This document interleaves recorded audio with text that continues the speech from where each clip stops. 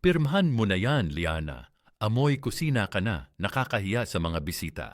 Inihagis ni Marco ang mga papel sa harap ng asawang kakaakyat lang mula sa pagluluto. Habang humahalakhak si Doña Esmeralda kasama ang bagong babaeng papalit sa kanya, tanging ang malamig na sahig ang sumalo sa mga luha ni Liana. Pero bago siya lumisan, isang bulong ang iniwan niya. Masisilaw kayo sa liwanag na kukunin ko sa inyo. Pirmahan mo na ang mga papel na iyan, Liana. Masyado nang mahaba ang 5 taon na pagtitiis namin sa isang gayamong amoy bawang at walang silbi sa bahay na ito. Huwag mo nang hintaying kalad ka rin kita palabas ng mansyong ito. Ang boses ni Doña Esmeralda ay parang talim ng balisong na humihiwa sa malamig na hangin ng silid kainan. Sa harap ni Liana, ang mga papel ng diborsyo ay nakalatag sa ibabaw ng mesa. Tila mga puting bandila ng pagsuko na pilit na isinusubsob sa kanyang muka. Dahan-dahang ibinaba ni Liana ang hawak niyang sandok. Suot pa niya ang kanyang lumang apron na may bahid ng sarsa. Ang kanyang buhok ay bahagyang gulo-gulo dahil sa maghapong pag-aasikaso sa kusina. Nagluto siya ng espesyal na kare-kare, ang paboritong putahe ni Marco, dahil ngayong gabi ang kanilang ika-5 anibersaryo ng kasal. Sa loob ng 5 taon, bawat sulok ng mansyong ito ay nilinis niya ng sariling mga kamay. Bawat hapunan ay inihanda niya ng may pagmamahal sa pag-asang balang araw ay makikita rin nila ang kanyang halaga. Ngunit ang tanging sumasagot sa kanyang pagsisikap ay ang mapanuring tingin ng kanyang biyenan at ang nakakangiting mukha ni Bianca, ang babaeng nakaupo na ngayon sa tabi ng kanyang asawa. Si Bianca ay mukhang isang mamahaling porselana, makinis, nakasuot ng sidang kulay ginto at walang bahid ng pagod. Samantalang siya, si Liana, ay tila isang basahang ginamit na at handa ng itapon matapos pakinabangan. Marco! Ang tanging salitang lumabas sa nangangatog na labi ni Liana. Tumingin siya sa kanyang asawa, naghahanap ng kahit katiting na awa sa mga matang dati ay nangakong magpoprotekta sa kanya. Pirmahan mo na, Liana, malamig na tugon ni Marco nang hindi man lang siya tinatapunan ng tingin. Nilalaro nito ang kanyang baso ng alak, tila mas interesado pa sa kulay ng likido kaysa sa nararamdaman ng kanyang asawa. Nagsawa na ako sa paulit-ulit na senaryo rito sa bahay. Bianca represents the life I should be living. Siya ang babagay sa pangalan ko, hindi ang isang gaya mong hanggang kusina lang ang kayang abutin. Tumayo si Bianca at lumapit kay Liana. Ang bawat hakbang nito ay tila isang insulto sa katahimikan ng silid. You know, Liana, you should be thankful. Pinayagan ka nilang manatili rito ng ganito katagal kahit na pabigat ka lang. It's time to move on. Huwag mo nang pahirapan ang sarili mo. Naramdaman ni Liana ang panunuyo ng kanyang lalamunan. Ang bawat salita ay parang mga karayom na tumutusok sa kanyang dibdib, dahan-dahan ngunit malalim ang sugat. Gusto niyang sumigaw. Gusto niyang itanong kung nasaan ang hustisya para sa lahat ng gabing hindi siya natulog para alagaan ang may sakit na si Doña Esmeralda. O para sa lahat ng sakripisyong ginawa niya para lamang makatipid ang pamilyang ito sa kanilang mga utang na hindi nila alam ay siya rin ang nagbabayad sa likod ng mga dambuhalang kumpanya. Ngunit walang boses na lumabas. Ang kanyang mga kamay ay nanlalamig habang hawak ang ballpen na iniabot ni Marco. Naramdaman niya ang bigat ng kanyang bawat hininga, tila ang hangin sa loob ng mansyon ay unti-unting nauubos. Iniwan siyang lulunod-lunod sa sarili niyang luha na ayaw niyang ipakita sa kanila. Hinawakan ni Marco ang kamay ni Bianca sa harap mismo ni Liana, isang pagpapakita ng kawalang galang na mas masakit pa sa anumang sampal.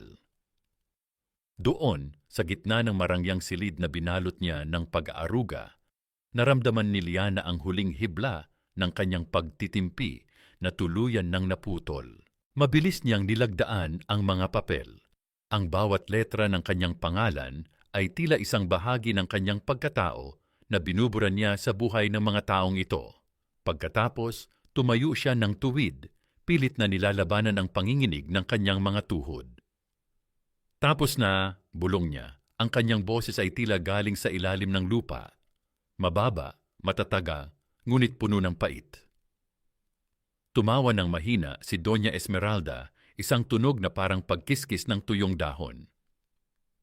Mabuti naman, ngayon, kuhanin mo na ang mga basura mo sa likod at lumayas ka na. Bianca and Marco have plans for this house, and your presence is just making the air cheap. Isang huling tingin ang ibinigay ni Liana sa silid. Nakita niya ang kanyang inihandang kare-kare na kinuha ni Marco at walang pasubaling ibinuhos sa lalagyan ng mga tira-tirang pagkain dahil amoy mahirap daw ito. Doon, sa gitna ng kanyang pagkawasak, isang kakaibang pakiramdam ang gumapang sa kanyang puso. Hindi na ito ang pamilyang minahal niya. Ito ay isang kulungan na matagal nang pumatay sa kanyang kaluluwa. Lumakad siya palabas ng mansyon nang hindi lumilingon. Wala siyang dalang kahit ano kundi ang kanyang bag at ang isang maliit na susi na nakatago sa kanyang bulsa. Ang susi sa isang buhay na matagal niyang isinantabi para sa kanila. Habang naglalakad siya sa madilim na kalsada, tanging ang tunog ng kanyang sariling mga hakbang ang naririnig. Ang mainit na hangin ng Maynila ay humahampas sa kanyang mukha, tila sinusubukang gisingin siya mula sa isang masamang panaginip. Huminto siya sa tapat ng gate at tumingin pabalik sa nagliliwanag na mansyon ng mga De Vega. Gaano nga ba kahalaga ang liwanag kung ang pundasyon nito ay nakatayo sa kadiliman ng panloloko? Balang araw, mauunawaan nila na ang kuryenteng nagpapatakbo sa kanilang karangyaan ay nagmumula sa kamay na kanila lamang itinapon sa basura. Kinuha niya ang kanyang telepono at may idiniyal na numero. Ang kanyang boses ay wala ng bakas ng emosyon, tila isang makina na nakaprograma na para sa isang layunin. This is Liana. I activate ang Code Zero para sa lahat ng utility grants ng De Vega Properties. Iwanan niyo lang ang sapat na boltahe para makita nila ang sarili nilang kahihiyan sa dilim. Ibinaba niya ang telepono. Sa kanyang isipan, isang tanong ang paulit-ulit na bumabalot. Ilang gabi kaya nilang matitiis ang lamig kapag ang kaisa-isang taong nagbibigay sa kanila ng init ay wala na sa kanilang tabi? Sa loob ng mansyon ng mga De Vega, ang hangin ay puno ng halimuyak ng mamahaling pabango ni Bianca at ang amoy ng alak na itinagay ni Marco bilang pagdiriwang. Nakaupo sila sa sala sa ilalim ng dambuhalang chandelier na nagbibigay ng nakakasilaw na liwanag, tila ipinagmamalaki ang kanilang bagong simulang wala ang anino ni Liana. Sa wakas, Marco, buntong hininga ni Doña Esmeralda habang humihilig sa malambot na sofa. Ngayon lang, naging ganito kapresko ang pakiramdam sa loob ng bahay na ito. Wala na ang amoy pawis at amoy sibuyas na laging dala ng babaeng iyon. Humalakhak si Bianca at sumandal sa balikat ni Marco. Don't worry, tita. I'll make sure this house becomes a real palace. I'll hire a professional interior designer tomorrow. Gusto ko, lahat ng naiwan ni Liana, pati na ang mga basahan niya sa kusina ay itapon na sa labas. Ngumiti si Marco, ngunit sa loob niya ay may kakaibang pintig na hindi niya maipaliwanag. Tila may kulang sa bawat sulok ng bahay na dati ay laging maayos at tahimik. Ngunit bago pa niya mapagnilayan ang pakiramdam na iyon, isang mahinang ugong ang narinig mula sa dambuhalang aircon sa itaas bago ito unti-unting namatay. Ang malamig na hangin ay mabilis na napalitan ng katahimikan. Kasunod nito, ang dambuhalang chandelier ay kumurap-kurap ng 3 beses. Isang huling liwanag ang nagmula rito bago tuluyang nilamon ng ganap na kadiliman ang buong mansyon. Ang tawanan ay napalitan ng gulat at pagkalito. Marco, anong nangyayari? Ang boses ni Bianca ay may halong inis. Bakit biglang nag-brown out? Ang init agad. Baka sa buong subdivision lang, Bianca, Wait, kukunin ko ang phone ko, sagot ni Marco habang kinakapa ang mesa. Nang buksan niya ang flashlight ng kanyang cellphone, tumambad sa kanya ang pawisang mukha ng kanyang ina na tila hindi makapaniwala. Impossible! Sigaw ni Doña Esmeralda. Lahat ng bahay sa paligid ay maliwanag. Bakit tayo lang ang madilim? Marco, tawagan mo ang electric company. Sabihin mo sa kanila kung sino tayo.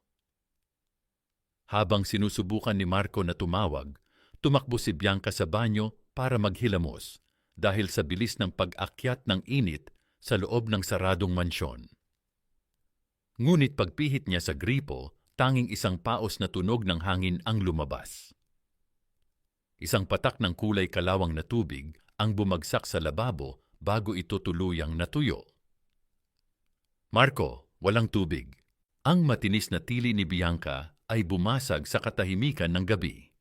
Sa gitna ng kaguluhan sa loob ng mansyon, isang itim na sasakyan ang dahan-dahang huminto sa tapat ng isang marangyang building sa gitna ng Bonifacio Global City. Ang bawat hakbang ni Liana sa makinis na sahig ng lobby ay may kasamang awtoridad na matagal niyang itinago sa likod ng kanyang mga apron. Good evening, Chairwoman Liana, ang sabay-sabay na bati ng mga security guard at staff na nakatayo ng tuwid sa kanyang pagdaan. Wala na ang gusot na damit at gulugulong buhok. Nakasuot siya ngayon ng isang dekalidad na itim na blazer na lalong nagpatingkad sa kanyang maputlang balat at matatalim na mata. Pumasok siya sa kanyang penthouse kung saan ang bawat sulok ay nagniningning sa liwanag at ang bawat kagamitan ay sumasalamin sa kapangyarihang hawak niya. Tumayo siya sa harap ng malaking bintana na nakaharap sa mga ilaw ng lungsod. Sa kanyang kanang kamay, hawak niya ang isang tablet na nagpapakita ng status ng lahat ng utility lines sa Quezon City. Nakita niya ang isang maliit na pulang tuldok sa mapa, ang mansyon ng mga De Vega. Wala itong kuryente, wala itong tubig, at sa loob ng ilang oras, kahit ang gas line para sa kanilang kusina ay mapuputol na rin. Hindi naramdaman ni Liana ang tuwa na inaasahan niya. Sa halip, isang malalim na lungkot ang namahay sa kanyang dibdib. Hindi dahil sa panghihinayang sa pamilyang iniwan niya, kundi dahil sa 5 taon na ibinigay niya sa mga taong hindi marunong magpahalaga sa liwanag hanggat hindi sila nalulunod sa dilim. Ma'am Liana, ang malumanay na boses ng kanyang assistant na si Gabriel ang nagpabalik sa kanya sa realidad. Tumatawag na po ang abogado ni Marco De Vega. Mukhang nagpapanik na sila dahil hindi nila makontak ang kahit sinong technician. Gusto nilang malaman kung bakit ang account nila ang tanging may problema sa buong area. Isang tipid ng ngiti ang sumilay sa labi ni Liana, ngunit hindi ito umabot sa kanyang mga mata. Huwag mong sagutin, Gabriel.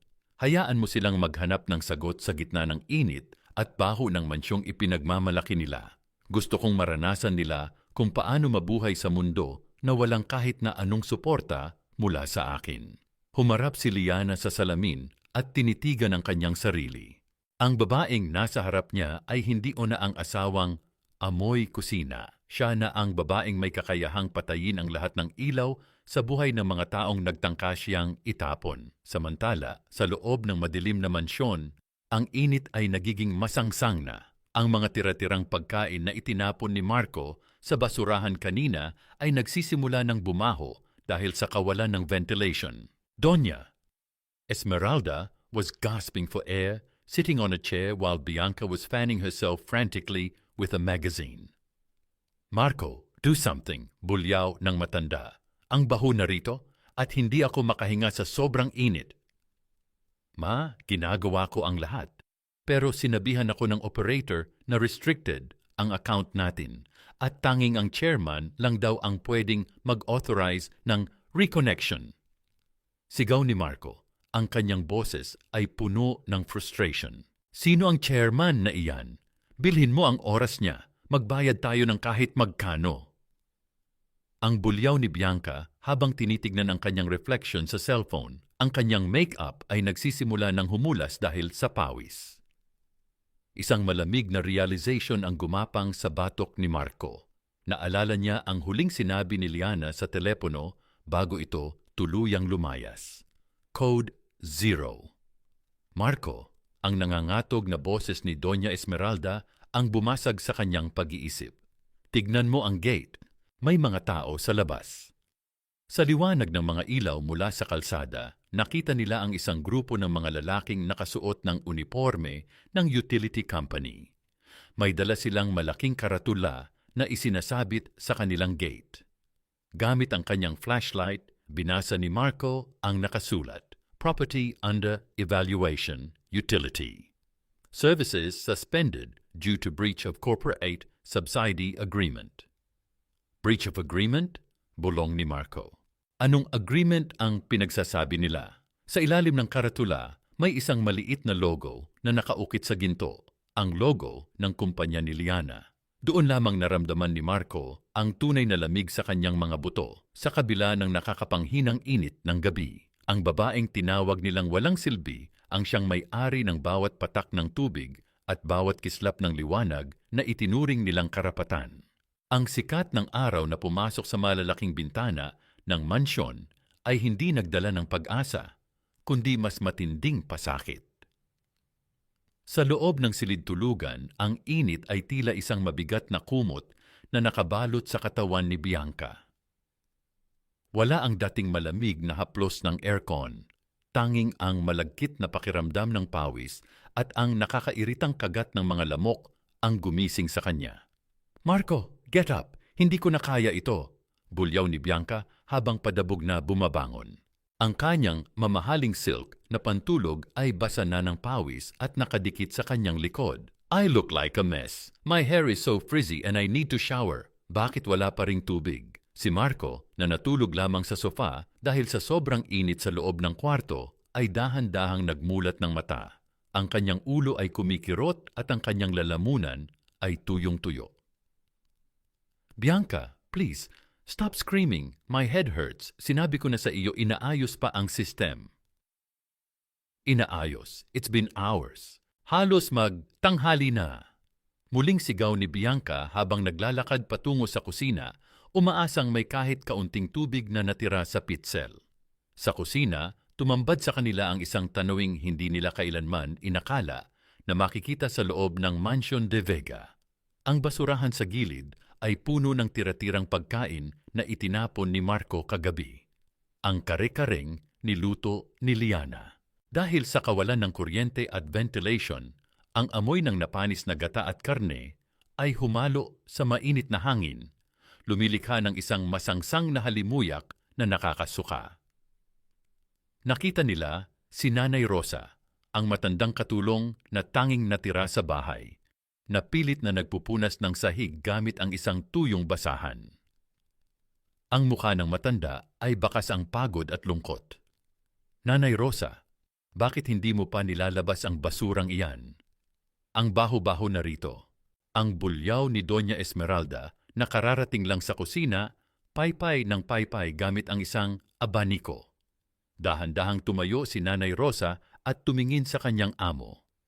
Donya, wala po tayong tubig na panlinis at ang mga ibang katulong nagsialis na po kagabi dahil hindi rin nila matiis ang init sa kanilang mga kwarto. Ako na lang po ang natira dahil naawa ako sa inyo. Naawa? Isang mapang-insultong tawa ang lumabas sa labi ni Doña Esmeralda. Huwag mo akong kaawaan, magtrabaho ka. At ikaw, Bianca, imbes na magreklamo ka riyan, tulungan mo ang matanda na maglinis. Magiging asawa ka na ni Marco, dapat marunong ka ring humawak ng gawaing bahay. Nanlaki ang mga mata ni Bianca. What? Me? Maglilinis? Tita, I am a daughter of a banker. Hindi ako pinalaki para magpunas ng sahig o humawak ng napanis na pagkain. That was Liana's job, not mine. Sa gitna ng kanilang pagtatalo, tanging si Nanay Rosa ang nakarinig sa katahimikan na dati ay binalot ng pagmamahal ni Liana. Naalala ng matanda kung paano gumigising si Liana ng 4:00 ng madaling araw para siguraduhing malinis ang bawat sulok ng bahay bago magising ang mga De Vega. Naalala niya kung paano tinitiis ni Liana ang bulyaw ng biyenan habang dahan-dahang hinahain ang mainit na kape. Donya, mahinang wika ni Nanay Rosa, ang kanyang boses ay tila isang babala. Si Ma'am Liana po, kahit kailan, hindi nagreklamo. Siya ang gumagawa ng lahat ng ito para hindi niyo maramdaman ang hirap. Ngayong wala na siya, tila pati ang kaluluwa ng bahay na ito ay sumama sa kanyang pag-alis. Tumahimik ka, matanda.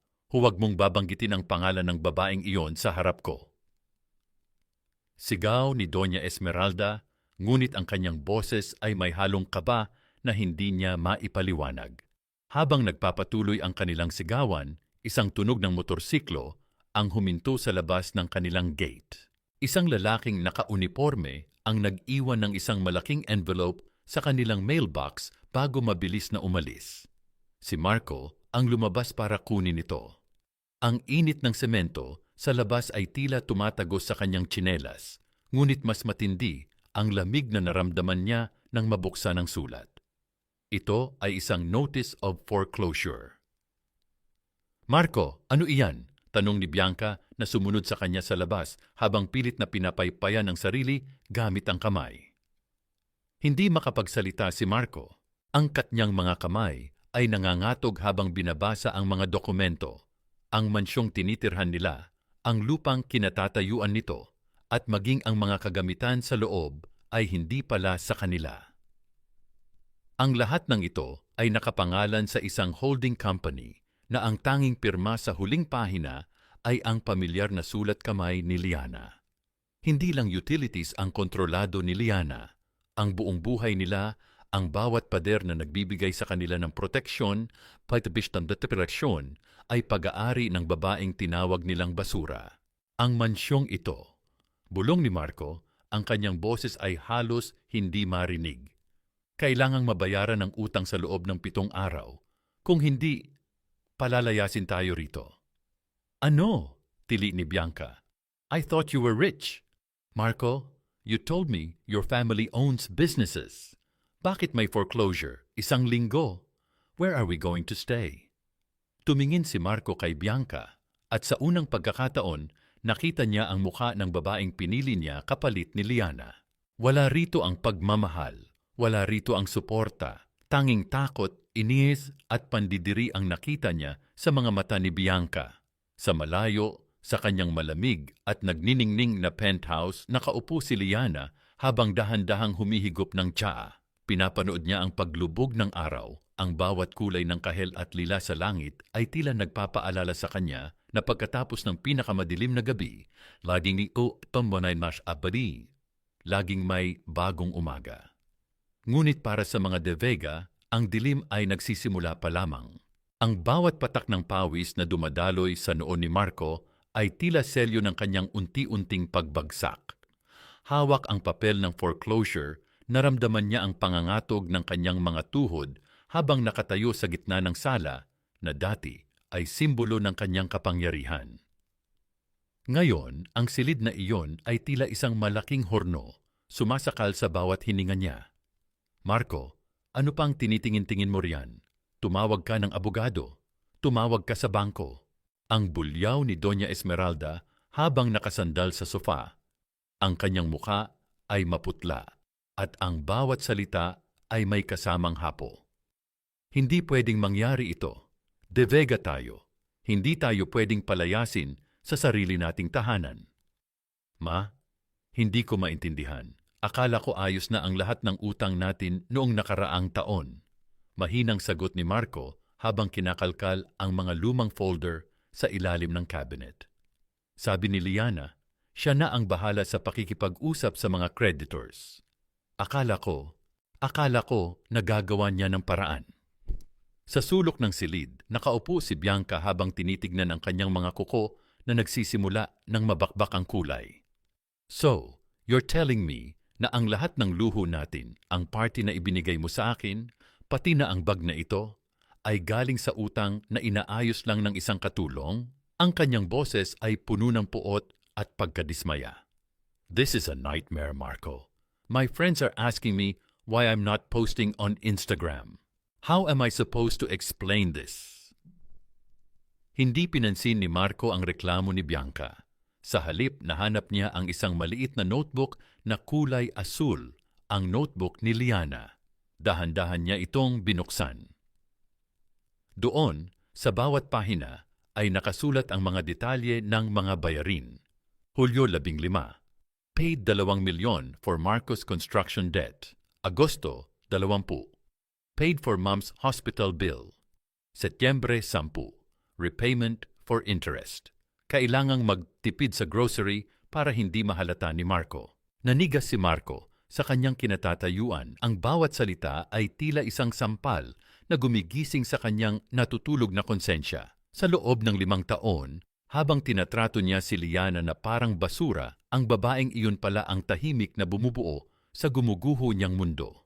Ang bawat marangyang hapunan na kinakain nila, ang bawat gabing nakakatulog sila ng mahimbing ay binayaran ng dugo, pawis at sakripisyo ni Liana. Agad niyang kinuha ang kanyang telepono. Kailangan niyang makakuha ng pera. Kailangan niyang iligtas ang mansyon.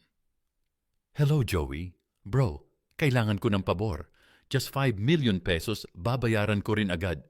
Ano? Bakit? Joey, matagal na tayong magkaibigan. Ang boses ni Marco ay may halong pagsusumamo.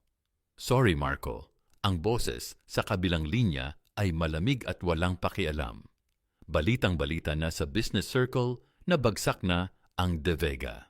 At may babala ang L&E Holdings. Ang kumpanyang may hawak ng halos lahat ng utilities at real estate sa Manila. Sino mang magpahiram sa inyo, mawawalan ng kontrata sa kanila. Ayaw kong masunog, bro. Good luck na lang. Isa-isang tinawagan ni Marco ang lahat ng kanyang mga koneksyon, ngunit bawat isa sa kanila ay nagbigay ng parehong sagot. Tila may isang hindi nakikitang kamay na dahan-dahang sumasakal sa lahat ng kanyang pwedeng takbuhan. Ang bawat pinto ay nagsasara bago pa man siya makakatok. Habang nangyayari ang kaguluhang ito, si Liana ay nasa loob ng kanyang opisina sa itaas na palapag ng L&E Tower. Ang liwanag ng buwan ay tumatagos sa salaming dingding, nagbibigay ng isang misteryosong aura sa kanyang figura. Hawak niya ang isang ulat mula sa kanyang mga tauhan. Chairman, tinanggihan na po siya ng lahat ng bangko at private lenders. Ulat ni Gabriel habang nakatayo ng tuwid sa harap ng kanyang mesa. Wala na siyang matatakbuhan. Ang mansion ay masisecure na natin sa susunod na linggo. Tumango si Liana ng dahan-dahan. Ang utang na loob ay hindi kailanman nababayaran ng pera, Gabriel. Pero ang kawalang hiyaan ay laging may katapat na kabayaran. Gusto kong makita kung gaano katagal mananatili ang pag-ibig mo ni Bianca kapag ang bawat sentimo ay tuluyan ng naglaho. Muling tumingin si Liana sa malayo, sa Quezon City, kung saan matatagpuan ang madilim na mansyon. Naalala niya ang gabi noong nakaraang taon nang umiiyak siya sa kusina dahil wala na siyang pambili ng gamot para sa sarili niyang lagnat dahil ibinayad niya ang huling pera niya sa utang ni Marco. Noong gabing iyon, pumasok si Marco at nagreklamo dahil ang kanin ay hindi fluffy, sapat para sa kanyang panlasa. Ang bawat patak ng luha ko noong gabing iyon ay may interes na ngayon, Marco, bulong ni Liana sa sarili. Sa loob ng mansyong De Vega, ang tanging nagbibigay ng liwanag ay ang maliit na screen ng cellphone ni Marco. Sa sobrang inis at init, binuksan ni Bianca ang kanyang data para manood ng balita, umaasang may distraction sa kanyang nararamdamang hirap. Marco, tignan mo ito! Sigaw ni Bianca. Ang kanyang boses ay puno ng gulat. May breaking news. Pilit na lumapit si Marco at ang kanyang ina sa maliit na screen. Isang video ng isang press conference ang lumitaw. Ang mga flash ng camera ay tila kumikislap ng walang humpay. Isang babae ang dahan-dahang lumakad patungo sa podium. Nakasuot siya ng isang puting suit na naglalabas ng aura ng purong kapangyarihan at linis. L&E Holdings officially announces the appointment of its new chairman and CEO, anunsyo ng news anchor. She is the sole heiress of the vast energy and utility empire that controls the lights and water of our city. Nang humarap ang babae sa kamera, tila huminto ang mundo para sa mga De Vega. Ang bawat tibok ng puso ni Marco ay tila tumigil. Ang mukhang nakikita nila sa screen, ang mukhang puno ng dignidad, katalinuhan at kapangyarihan, ay ang mukha ng babaeng ilang araw pa lang ang nakakalipas ay pinalayas nila sa ulan. Liana. Ang tanging salitang lumabas sa nangangatog na labi ni Marco. Ang screen ay nagpakita ng malapit na kuha sa mukha ni Liana. Tumingin siya ng diretso sa kamera, tila alam niyang may mga taong nanonood sa kanya mula sa isang madilim at mabahong sulok ng mundo. Isang tipid at malamig na ngiti ang sumilay sa kanyang labi bago ang screen ay muling nag-blackout dahil sa naubos na battery ng cellphone ni Marco. Ang katahimikan sa loob ng madilim na sala ay tila isang mabigat na kumot na sumasakal sa kanila. Ang tanging naririnig ay ang mabilis at paputol-putol na paghinga ni Doña Esmeralda. Ang cellphone ni Marco na kanina lang ay nagpakita ng nagniningning na mukha ni Liana ay wala ng buhay sa ibabaw ng mesa, tila isang bangkay ng kanilang huling pag-asa. Hindi maaari yon.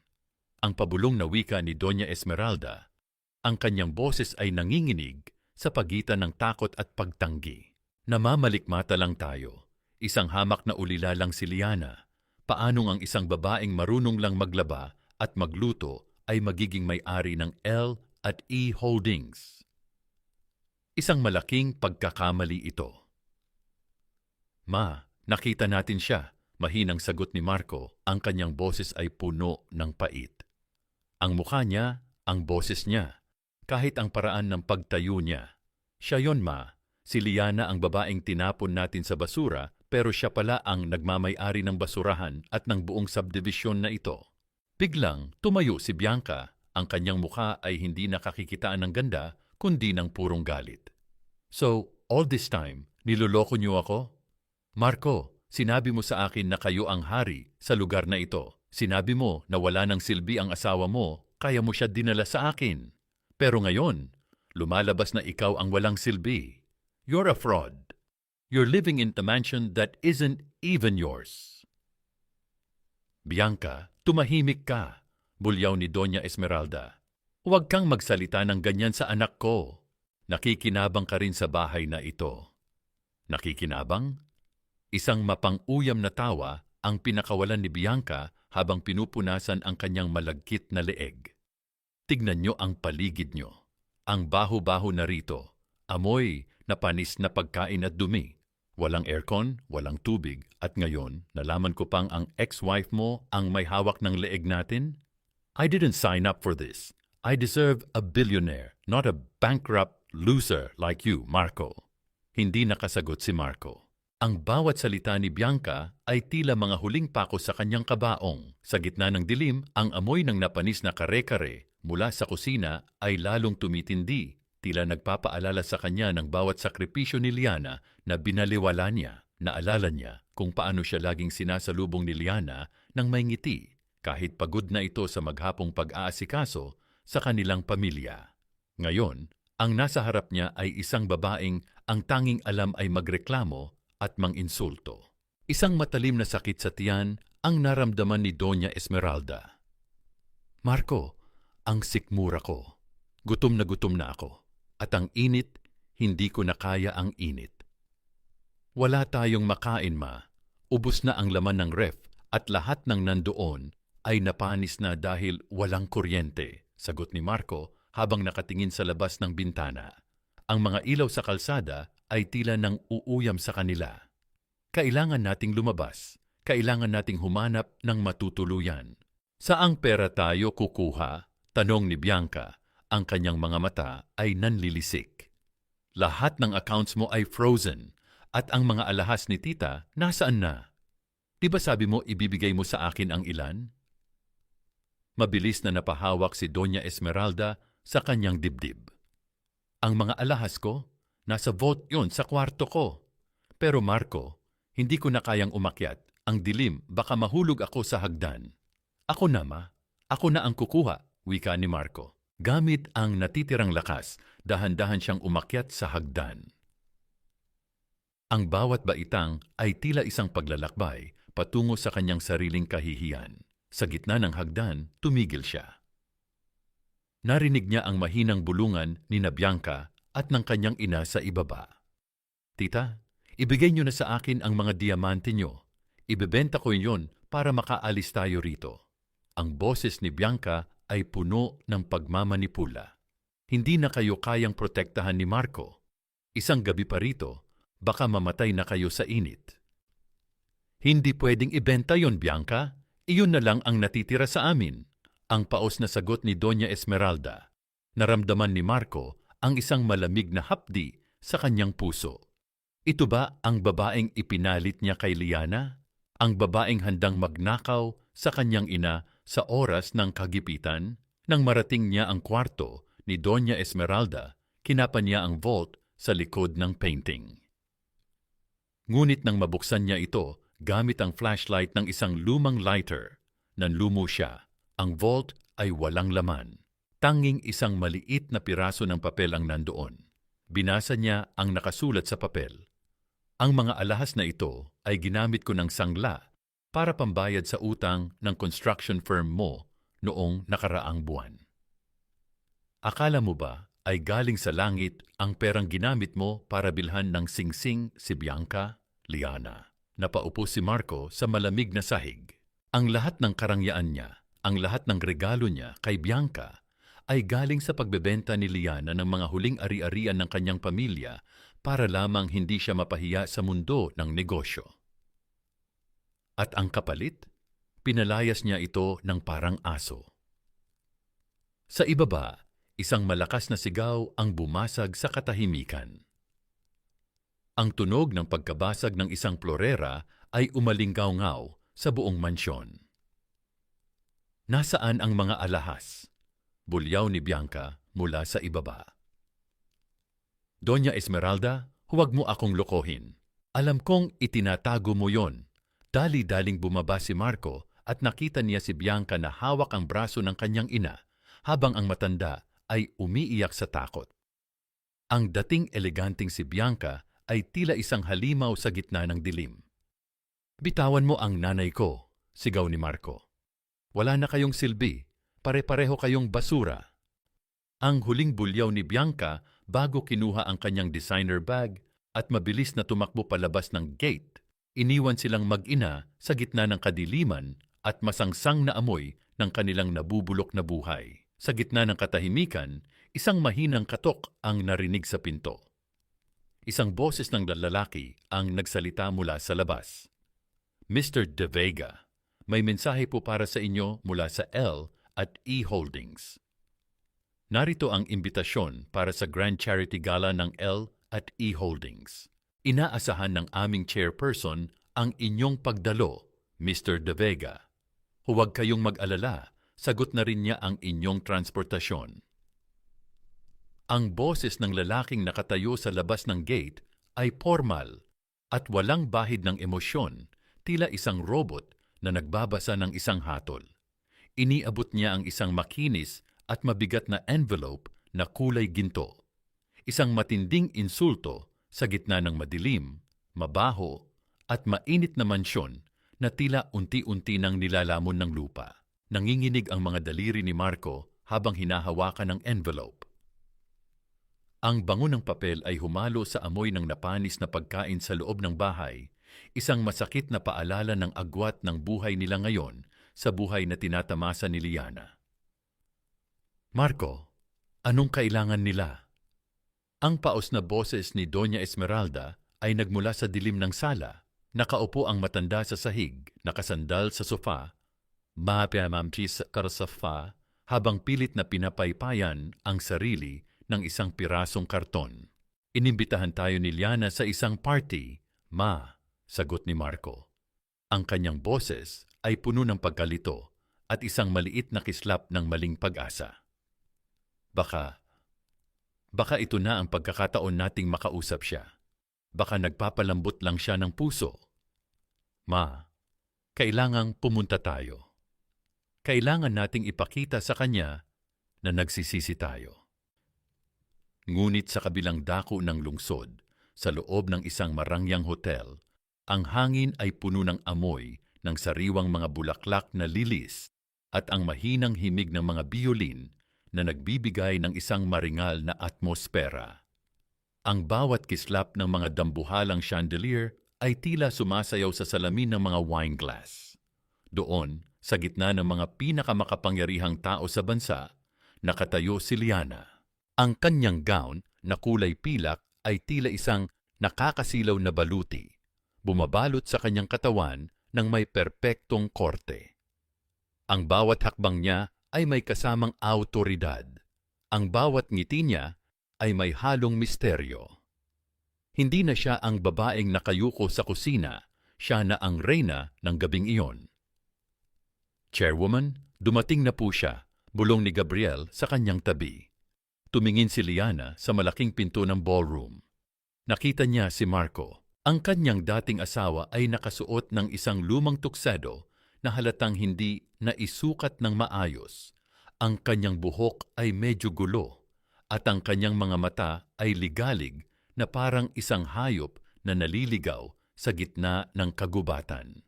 Kasama nito si Doña Esmeralda na pilit na naglalakad ng tuwid sa kabila ng panghihina ng kanyang mga tuhod. Nang magtagpo ang kanilang mga mata, naramdaman ni Marco ang isang matinding dagok sa kanyang dibdib. Ang sulyap ni Liana ay hindi puno ng galit o poot. Ito ay mas masakit pa roon. Ito ay puno ng awa, ang uri ng awa na ibinibigay mo sa isang pulubi na wala ng pag-asang makaahon. Dahan-dahang lumapit si Marco, pilit na isinasantabi ang mga bouncers na tila diring-diri sa kanyang presensya. Liana, kausapin mo naman kami, ang mansyon, ang kuryente, maawa ka sa nanay ko. Huminto si Liana sa harap niya. Ang bango ng kanyang mamahaling pabango ay tila isang pader na naghihiwalay sa kanila. Tumingin siya kay Doña Esmeralda, na ngayon ay nakayuko na at hindi makatingin ng diretso sa kanya. Nandito kayo dahil inimbitahan ko kayo bilang mga saksi, Marco. Ang boses ni Liana ay malumanay, ngunit bawat salita ay tila isang patak ng yelo sa mainit na balat. Gusto kong makita ninyo kung gaano kakinang ang liwanag na pilit ninyong pinatay sa loob ng 5 taon. Look around you. This is my world. Ang mundong sinabi mong hindi ko kailanman mararating dahil amoy kusina lang ako. Pisan, Liana, patawarin mo kami. Nagkamali ako. Si Bianca, iniwan na kami. Wala na kaming matakbuhan. Pagsusumamo ni Marco, ang kanyang boses ay basag at malapit nang mauwi sa pag-iyak sa harap ng maraming tao. Ngumiti si Liana, isang tipid ng ngiti na hindi man lang umabot sa kanyang mga mata. Hindi mo kailangan ng kuryente para makita ang kadiliman sa puso mo, Marco. Noong pinalayas niyo ako sa ulan ng walang kahit isang sentimo, hindi niyo inisip kung saan ako matatakbuhan. Ngayon, hihingi kayo ng tulong sa babaeng itinuring ninyong basura? Dahan-dahang inabot ni Liana ang isang baso ng champagne mula sa isang waiter. Itinaas niya ito ng bahagya sa harap ni Marco. Ang kuryente at tubig ay pwedeng bayaran ng pera. Pero ang dangal na tinapaktapakan nyo, kahit ang lahat ng yaman ng L at EE Holdings ay hindi kayang ibalik ang tiwala ko sa inyo. Tumalikod si Liana at naglakad palayo. Ang kanyang gown ay humahampas sa sahig na tila isang huling paalam. Naiwang nakatayo si Marco sa gitna ng ballroom, pinagtitinginan ng mga bisitang may mapanuring mga mata. Sa gitna ng nakakasilaw na liwanag ng hotel, naramdaman ni Marco ang pinakamadilim na bahagi ng kanyang buhay. Napahawak si Marco sa kanyang dibdib. Ang bawat tibok ng kanyang puso ay tila isang paalala ng lahat ng nawala sa kanya. Tumingin siya sa kanyang ina na ngayon ay tuluyan ng napaupo sa isang silya, tila isang lantang gulay. Gaano nga ba kabigat ang presyo ng isang pagpapatawad?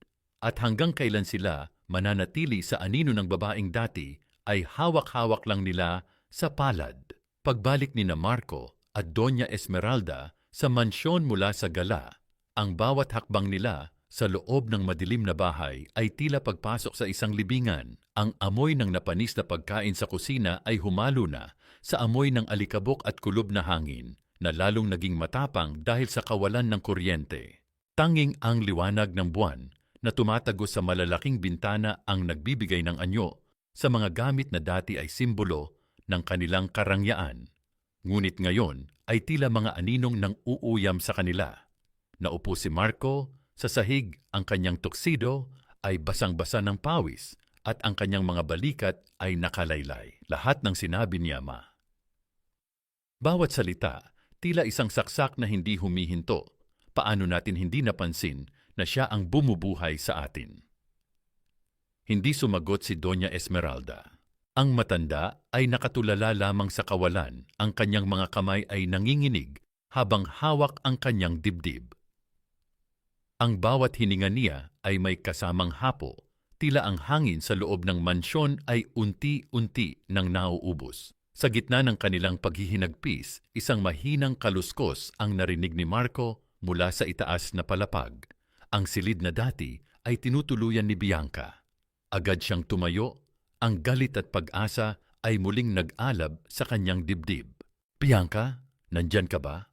Dali-dali siyang umakyat. Bawat baitang ng hagdan ay dumaraing sa ilalim ng kanyang bigat. Nang marating niya ang kwarto, tumambad sa kanya ang isang tanawing tuluyang bumasag sa kanyang puso. Ang mga cabinet ay bukas, ang mga damit ay nakakalat sa sahig, at ang vault ni Bianca, ang vault kung saan niya inilagay ang mga regalo niyang alahas, ay nakabukas at walang laman. Ngunit may isang bagay na naiwan sa ibabaw ng kama. Isang brown envelope na may selyo ng isang kilalang private investigation agency. Binuksan ito ni Marco nang may nanginginig na mga kamay. Doon, sa ilalim ng liwanag ng kanyang naghihingalong cellphone, nabasa niya ang katotohanang matagal nang itinatago ni Bianca. Si Bianca ay hindi anak ng isang mayamang banker.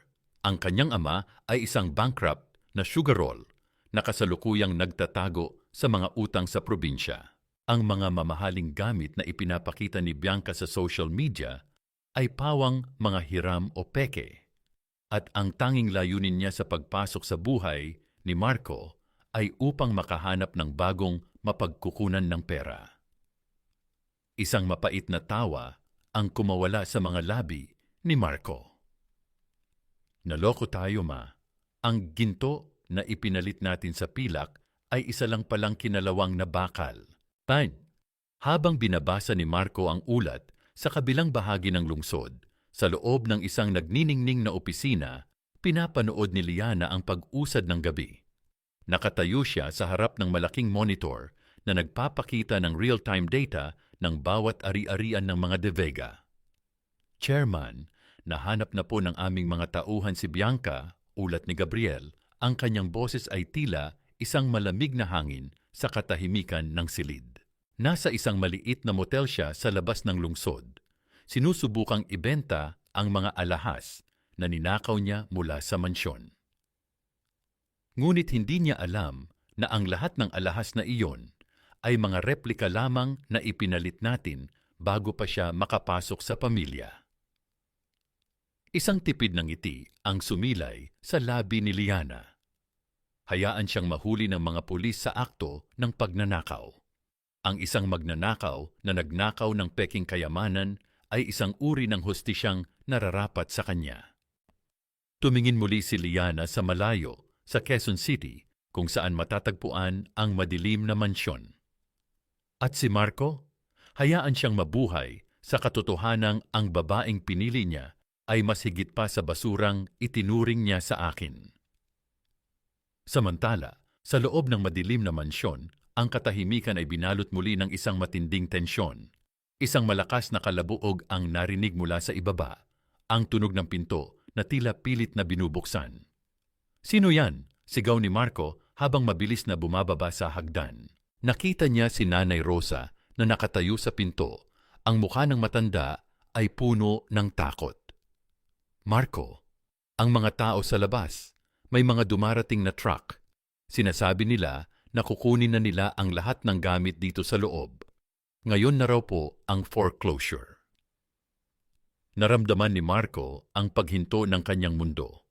Ang 7 araw na palugit ay tila naging 7 segundo lamang. Tumingin siya sa kanyang ina na ngayon ay umiiyak na sa takot habang ang mga boses ng mga lalaki sa labas ay nagsisimulang maging mas maingay. humihingi ng karapatang pumasok sa loob ng kanilang palasyo. Ang bawat pader na nagbigay sa kanila ng proteksyon ay tila unti-unti nang naglalaho, iniwan silang hubad at walang kalaban-laban sa gitna ng gabing walang liwanag. Ang bawat hakbang ng mga lalaking nagkakarga ng mga muebles palabas ng mansyon ay tila mga dagok sa dibdib ni Marco.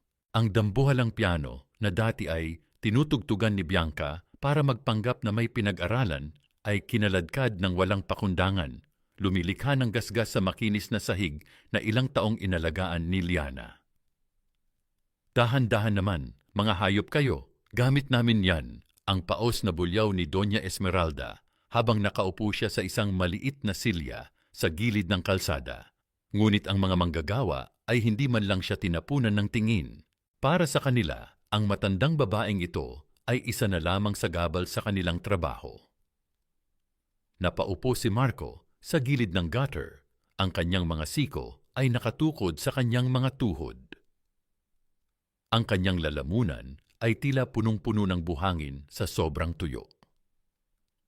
Tumingin siya sa kanyang mga kamay na nanginginig. Sa loob ng mansyon, nakita niya ang isang basong plastik na may kaunting tubig na naiwan sa sahig. Dali-dali niya itong kinuha at ininom, ngunit ang lasa nito ay mapait at malansa. Tila lasang kalawang na nagpapaalala sa kanya ng kanyang kasalukuyang kalagayan. Biglang bumalik sa kanyang gunita ang isang gabi. 3 taon na ang nakalilipas. Nagkaroon siya ng matinding trangkaso at halos hindi makabangon. Si Liana ang nagpuyat sa tabi niya. Bawat oras ay pinupunasan ang kanyang noo ng basang bimpo at bawat minuto ay tinitiyak na may mainit siyang sabaw na maiinom. Naalala niya ang malumanay na boses ni Liana. "Huwag kang mag-alala, Marco. Nandito lang ako. Hindi kita iiwan hanggang sa bumuti ang pakiramdam mo." Ngunit ngayon, ang tanging kasama niya ay ang init ng semento at ang nakakabinging ingay ng mga gamit na kinukuha sa kanila. Wala si Bianca para punasan ang kanyang pawis. Wala si Bianca para bigyan siya ng tubig. Ang babaeng pinili niya ay kinuha ang lahat ng kayamanan at iniwan sa kanya ang lahat ng dumi. "Marco, kailangan nating gawin ang lahat. Hindi tayo pwedeng matulog sa kalsada." Ang pabulong na wika ng kanyang ina, ang boses nito ay puno ng takot. Tumayo si Marco nang may determinasyon sa kanyang mga mata. "Pupunta ako sa kanya, ma. Magmamakaawa ako. Kung kailangang lumuhod ako sa harap niya, gagawin ko." Sumakay si Marco sa huling jeepney na dumaan. Ang kanyang tuxedo mula kagabi ay gusot-gusot na at ang kanyang mukha ay puno ng uling at alikabok. Nang makarating siya sa L&E Tower, ang ulan ay biglang bumuhos ng malakas, tila nakikiramay sa kanyang kalunos-lunos na hitsura. "Sir, hindi po kayo pwedeng pumasok. Wala kayong appointment," ang harang ng security guard sa lobby. Ang lamig ng aircon sa loob ng gusali ay tila nanunukso sa kanyang basang katawan. "Kailangan ko lang siyang makita. Si Liana, asawa ko siya!" Sigaw ni Marco habang ang mga tao sa lobby ay nagsisimulang tumingin sa kanya ng may pandidiri. "Wala po kaming asawang chairman dito, sir. Pakialis na po bago pa namin kayo kalad ka rin palabas," ang matigas na sagot ng guard. Pinalabas si Marco at naiwan siyang nakatayo sa ilalim ng malakas na ulan. Sa loob ng 3 oras, hindi siya umalis. Ang bawat patak ng ulan ay tila mga karayom na tumutusok sa kanyang balat. Ngunit mas matindi ang lamig na nagmumula sa kanyang puso. Ang gutom ay nagsisimula na ring humapdi sa kanyang sikmura, isang pakiramdam na huli niyang naramdaman noong bata pa siya bago sila yumaman. Biglang bumukas ang malaking glass door ng tower. Isang grupo ng mga bodyguard ang lumabas, hawak ang mga dambuhalang payong na kulay itim. Sa gitna nila, lumabas si Liana. Ang kanyang puting gown ay pinalitan na ng isang eleganting dark blue na trench coat. Ang kanyang buhok ay maayos na nakapusod at ang bawat hakbang niya ay puno ng grasya. "Liana!" sigaw ni Marco habang pilit na sumusugod patungo sa sasakyan. "Liana, please, maawa ka. Kahit tubig lang, kahit kaunting tulong lang para sa nanay ko. Huminto si Liana sa tapat ng kanyang itim na limousine. Lumingon siya ng dahan-dahan. Ang kanyang mga mata ay nanatiling kalmado, tila tinitignan niya ang isang estranghero na humihingi ng limos sa kalsada. Isang lalaki ang lumapit sa tabi ni Liana at maingat na inalalayan ang kanyang siko. Si Gabriel. Ang lalaking ito ay tumingin kay Marco ng may halong awa at babala. Gabriel, bigyan mo siya nito, utos ni Liana sa isang malamig na tono. Inabutan ni Gabriel si Marco ng isang bote ng mineral water. Imama Miroshar, ang pinakamahal na brand na tanging sa mga ganitong gusali lang makikita. Ngunit bago pa ito mahawakan ni Marco, binitiwan ito ni Gabriel. At ang bote ay gumulong sa basang kalsada, nahulog sa isang kanal na puno ng maduming tubig. Ang tubig na hinahanap mo, Marco, ay nandoon na sa kung saan mo itinapon ang pagmamahal ko. Ang huling sinabi ni Liana bago siya pumasok sa loob ng sasakyan.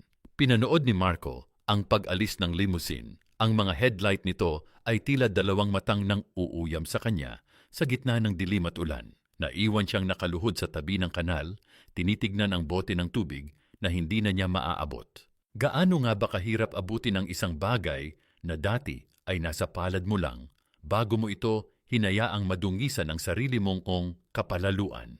Ang bawat hininga ni Doña Esmeralda ay tila isang tuyong dahon na kinakalos ng hangin, mahina, paos at puno ng paghihirap. Nakahiga ang matanda sa isang manipis at butas-butas na kutsyon sa loob ng isang maliit na paupahang kwarto sa gilid ng riles, kung saan ang amoy ng kanal at usok ng tren ay sumasakal sa bawat segundo ng kanilang pananatili. Ang dati niyang makinis na balat ay tuyot na at puno ng dumi, at ang kanyang mga mata ay lubog na sa gutom at panghihina. Marco, anak, hindi ko nakaya ang init, ang pabulong na daing ng matanda. Ang bawat salita ay tila isang matinding sakripisyo para sa kanyang nanghihinang katawan. Dali-daling lumapit si Marco, dala ang isang basong tubig na may mga lumulutang na dumi. Ma, konting tiis na lang. Dadalhin kita sa ospital. Gagawa ako ng paraan. Ang boses ni Marco ay basag, puno ng desperasyon na hindi niya kailanman naramdaman noong sila ay nasa itaas pa ng kanilang toring ginto. Binuhat ni Marco ang kanyang ina patungo sa pinakamalapit na pampublikong ospital, ngunit pagdating doon, ang tanging sumalubong sa kanila ay ang malamig na realidad. Sir, kailangan niyo pong mag-deposit at ang PhilHealth at insurance niyo ay cancelled na po. Wala rin po kaming bakanting charity bed sa ngayon, ang sabi ng receptionist habang hindi man lang tumitingin sa kanila.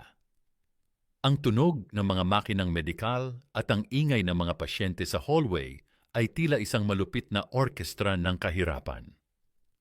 Please nurse, ang nanay ko, mamamatay na siya.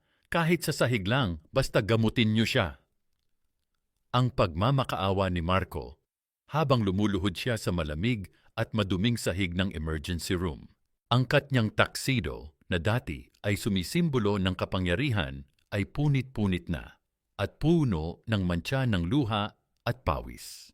Sa gitna ng kanyang pagluhod, hindi na malaya ni Marco na si Nanay Rosa, ang tanging katulong na hindi bumitaw sa kanila, ay tahimik na lumayo at kinuha ang kanyang lumang cellphone. Sa nanginginig na mga daliri, tinawagan niya ang kaisa-isang taong alam niyang may pusong higit pa sa ginto. Ma'am Liana, patawarin niyo po ako sa pag-istorbo. Pero ang Donya, mamatay na po siya sa harap ng ospital. Wala pong gustong tumanggap sa kanila. Ma'am, alam ko pong marami silang pagkakasala, pero nakakaawa po ang kalagayan nila, ang higbi ni Nanay Rosa sa kabilang linya. Nagkaroon ng mahabang katahimikan.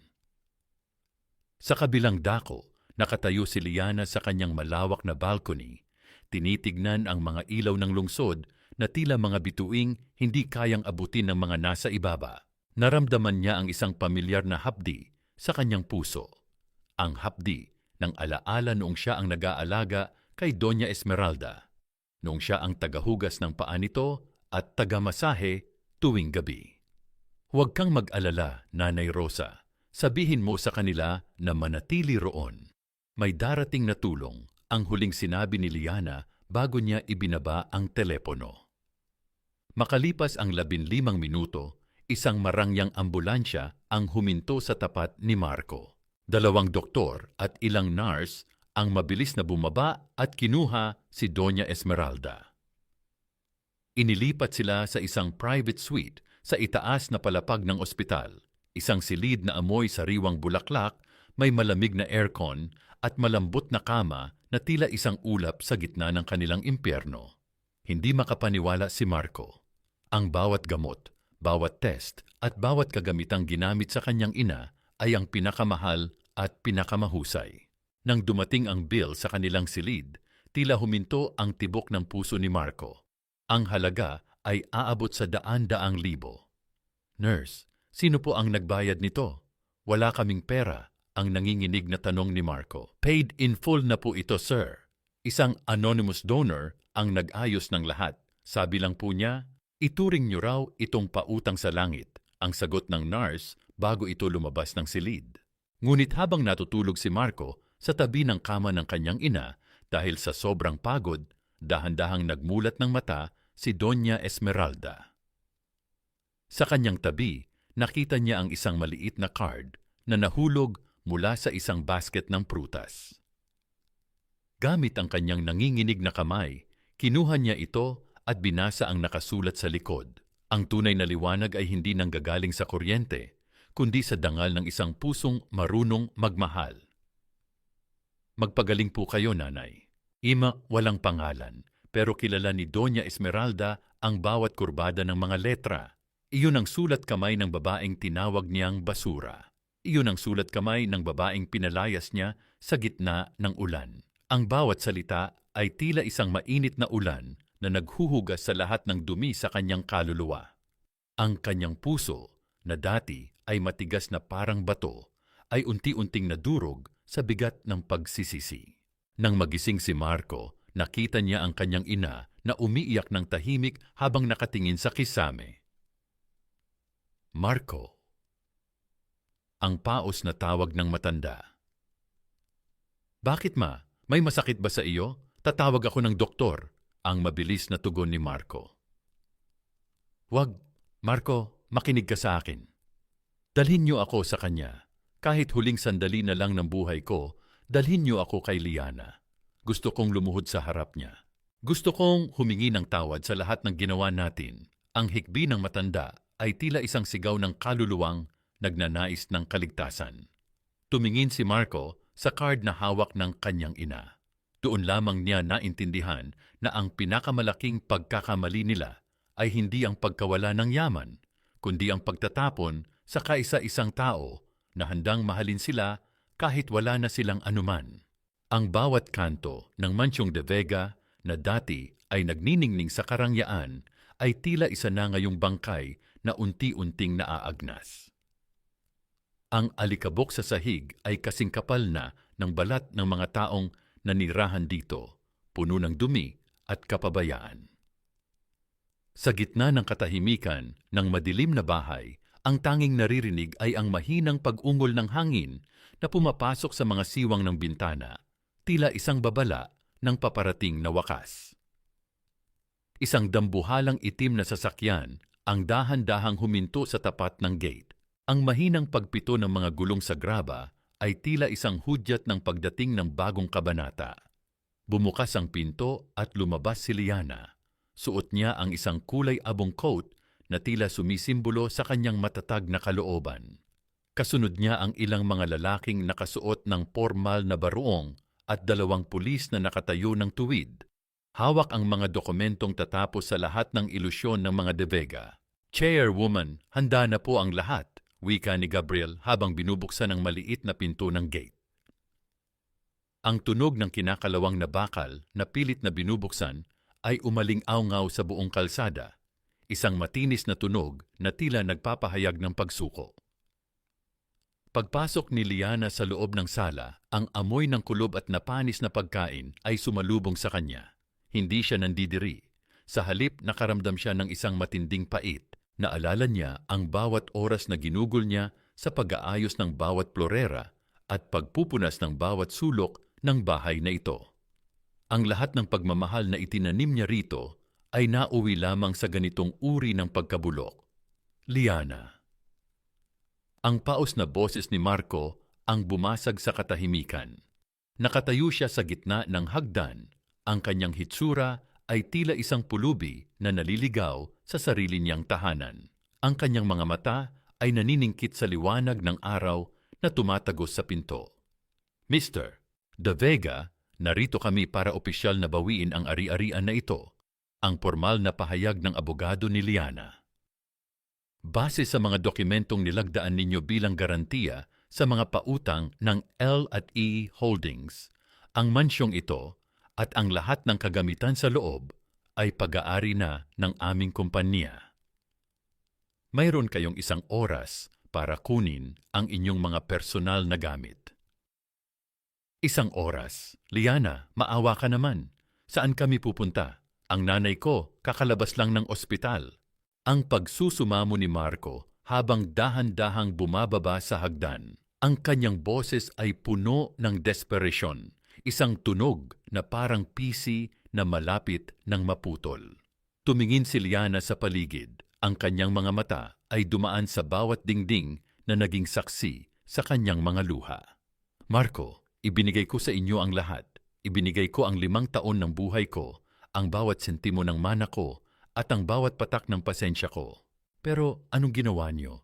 Tinapon niyo ako sa ulan na parang basurang nakakasagabal sa inyo.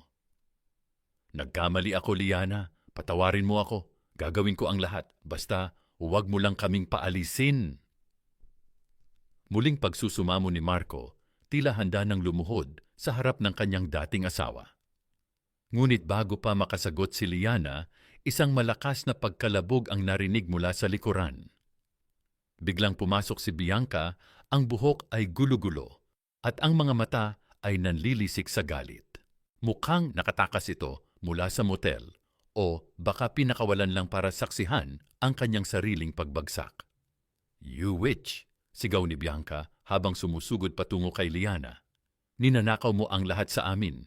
Dahil sa iyo, wala na akong pera, wala na akong dangal. Papatayin kita." Itinaas ni Bianca ang kanyang kamay, may hawak na isang piraso ng basag na bote na tila isang sandata ng kamatayan. Ang kislap ng bubog sa ilalim ng liwanag ay tila isang patalim na handang bumaon sa balat. Ngunit bago pa man ito umabot kay Liana, isang mabilis na paggalaw ang naganap. Si Marco, sa kabila ng kanyang panghihina, ay humarang sa gitna. Isang matinding pagtama ng katawan ang narinig ng itulak ni Marco si Bianca palayo, dahilan upang bumagsak ang babae sa matitigas na tilis ng sahig. Ang tunog ng pagbagsak ni Bianca ay tila isang selyo ng kanyang tuluyang pagkatalo. "Umalis ka na, Bianca. Layasan mo kami." Ang bulyaw ni Marco, ang kanyang boses ay puno ng puot sa babaeng sumira sa kanyang buhay. Hinarap ni Marco si Liana, ang kanyang mga mata ay puno ng luha. "Ito na ba ang gusto mong makita, Liana? Ang ganitong uri ng kahihiyan? Kung ito ang kabayaran sa lahat ng ginawa ko sa iyo, tatanggapin ko. Pero pakiusap, ang nanay ko, huwag mo siyang hayaang mamatay sa kalsada." Nanatiling tahimik si Liana. Ang kanyang puso ay hindi na nagnanais ng higit pang sakit. Ang hustisya ay nakamit na, ngunit ang pait ng nakaraan ay tila isang latay na hindi basta-basta maghihilom. Ang mansyong ito ay hindi na tahanan, Marco. Ang malumanay na wika ni Liana, ang kanyang boses ay tila isang huling paalam.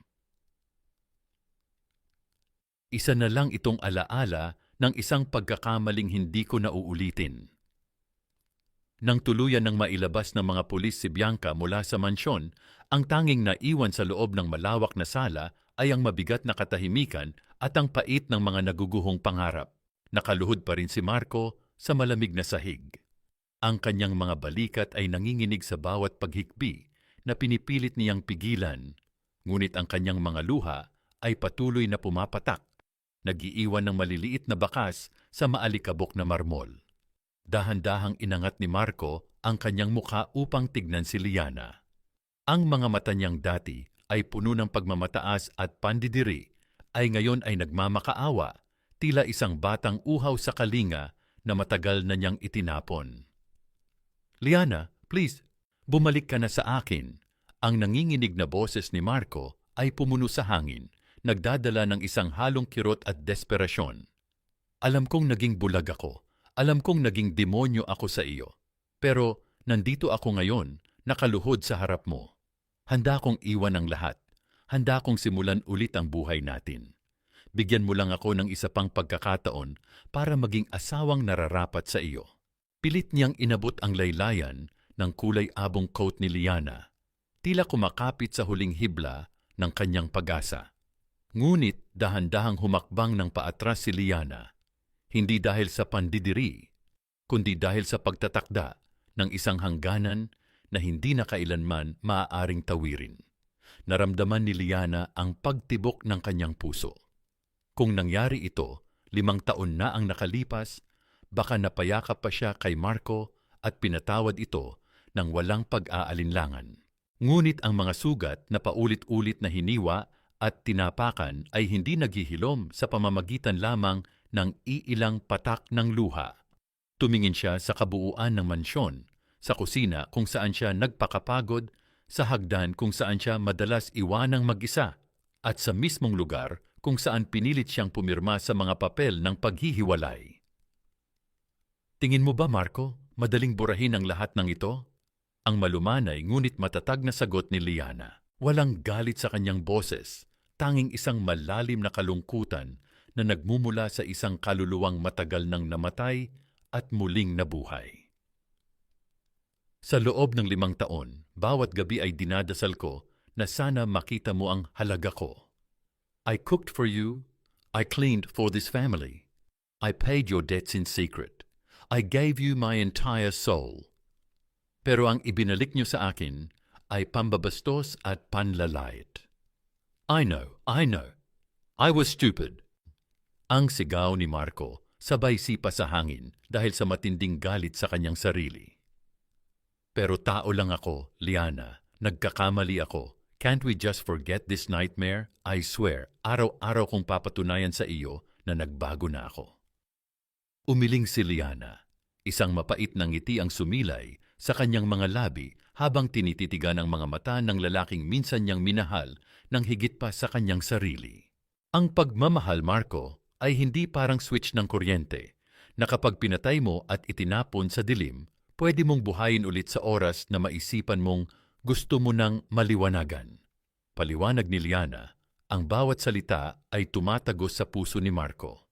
Nang ipagtabuyan niyo ako sa ulan, pinatay niyo ang kaisa-isang ilaw na nagliliyab para sa inyo. At ngayon, kahit anong pilit mong pag-on sa switch na iyon, wala nang kuryenteng dadaloy dahil ang pusong sinira mo ay matagal nang naubos. Napayuko si Marco. Ang bawat salita ni Liana ay tila mga batong dumudurog sa kanyang pagkatao. Alam niyang tama ito. Alam niyang wala siyang karapatang humingi ng kahit ano mula sa babaeng inubos niya. Tumingin si Liana kay Gabriel, na tahimik na nakatayo sa kanyang likuran. Bahagyang tumango si Gabriel at inabot sa kanya ang isang makapal na brown envelope. Dahan-dahang lumapit si Liana kay Marco at inilapag ang envelope sa sahig sa tapat mismo ng mga tuhod nito. Ano ito? Tanong ni Marco habang nanginginig ang mga kamay na umabot sa envelope. Nang buksan niya ito, nakita niya ang daan-daang resibo. Mga resibo mula sa ospital, sa mga construction materials, sa mga binayarang utang sa bangko, at maging sa mga maliliit na grocery na palihim na binili ni Liana noong mga panahong wala silang makain dahil sa pagkalugi ng kanyang negosyo. Nandoon din ang katibayan ng pagkakabenta ng mga alahas ng ina ni Liana at ang mga tseke na nagpatuloy sa buhay ng mga De Vega habang siya ay nananahimik sa kusina. Ang halaga ay hindi na kayang bilangin ng mga daliri ni Marco. Ito ang presyo ng kanyang buhay, ng kanyang karangyaan, at ng kanyang kapabayaan. Hindi ko hinihingi na bayaran mo ang mga iyan ng pera, Marco, dahil alam kong wala ka na niyan, wika ni Liana. Humarap siya patungo sa pinto, handa ng tuluyang lisanin ang lugar na nagbigay sa kanya ng pinakamatinding sakit. Bago siya tuluyang humakbang palabas, lumingon siya ng isang huling beses at nag-iwan ng mga salitang magiging habambuhay na sumpa at aral para sa kanyang dating asawa. Bayaran mo ako sa pamamagitan ng pagiging isang mabuting tao. Gamitin mo ang lahat ng nawala sa iyo para matutong pahalagahan kung ano ang tunay na mahalaga. Paalam, Marco. Kasabay ng paglayo ng mga hakbang ni Liana ay ang pagkulong kay Marco sa kanyang sariling konsensya. Naiwan siyang nakaluhod, yakap-yakap ang mga resibo na nagsisilbing pruweba ng isang dakilang pag-ibig na kailanman ay hindi na niya maibabalik pa. Sa loob ng isang madilim at masikip na selda sa presinto, ang tanging nagbibigay ng liwanag ay ang malamig na sikat ng bumbilya na nakasabit sa kisame, na tila nang uuyam sa marumi at pawisang mukha ni Bianca. Ang dati niyang nagniningning na gown ay punit-punit na. Ang kanyang makeup ay humulas na at nag-iwan ng maitim na mantsa sa ilalim ng kanyang mga mata, tila mga peklat ng kanyang sariling kasamaan. Hindi niyo ba ako kilala? I am Bianca Valderrama. Ang tatay ko ay isang banker. Ilabas niyo ako rito. Ang bulyaw ni Bianca habang pilit na niyayanig ang mga rehas na bakal. Ang tunog ng pagkiskis ng metal ay umalingaw-ngaw sa tahimik na hallway ng presinto. Isang tunog na walang sinumang sumasagot. Isang pulis ang dahan-dahang lumapit, may hawak na folder at isang baso ng plastik na may malamig na kape. Tiningnan niya si Bianca ng may halong suya at pagkadismaya. Miss Valderrama, o kung iyan nga ba talaga ang pangalan mo? Simula ng pulis, ang kanyang boses ay tila isang hatol ng kamatayan. Tinawagan na namin ang sinasabi mong ama, sabi niya. Wala siyang pambayad ng piyansa mo dahil kakaharap lang din niya sa kasong estafa sa probinsya. At tungkol sa mga alahas na ninakaw mo sa mansyon ng mga De Vega, lahat ng iyon ay replika. Peking diamante para sa isang peking prinsesa. Napaupo si Bianca sa malamig na semento ng selda. Ang bawat salita ng pulis ay tila mga dagok na dahan-dahang dumudurog sa kanyang huling pag-asa. Wala na si Marco na pwedeng utuhin. Wala na ang marangyang buhay na akala niya ay mapapasakamay niya sa pamamagitan ng paninira ng pamilya ng iba. Sa dulo, tanging ang 4 na sulok ng madilim na kwartong ito ang tumanggap sa kanya. Liana. Ang pabulong na wika ni Bianca, ang kanyang boses ay puno ng puot, ngunit may halong takot. Kasalanan mo ito. Ikaw ang may gawa nito sa akin. Naisip ni Bianca kung paano niya pinagtawanan si Liana noong gabi ng anibersaryo.